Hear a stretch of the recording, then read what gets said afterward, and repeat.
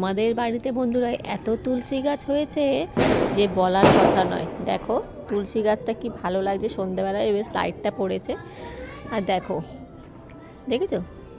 ওই দেখো কত তুলসী গাছ এই জায়গাগুলোতে না পুরো ভরে ছিল। আমার শাশুড়ি মা সব তুলে তুলে মানে যে যে চায় তাদেরকে দিয়ে দেয়। প্লাস অনেক তুলসী গাছ ফেলেও দেওয়া হয়, কারণ তুলসী গাছ তো পাড়ানোর নিয়ম নেই, মানে পাড়ানোটা উচিত নয়, এটা আমাদের ঠাকুরের, কৃষ্ণ ঠাকুরের।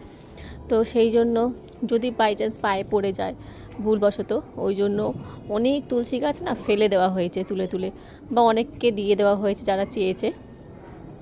তো দেখো কি ভালো লাগছে, তাই না বলো? তুলসী গাছটা এত বড়, কি সুন্দর লাগে। আমাদের তুলসী মঞ্চে দেখো একটা তুলসী ছোট্ট একটা গাছ চারা বসানো আছে, কারণ এটাও এত বড় হয়ে যায় একদম ঝাঁকড়িয়ে বাইরে চলে আসে। ওই জন্য আমার শাশুড়ি মা তুলে একটা ছোট্ট চারা লাগিয়ে দিয়েছে।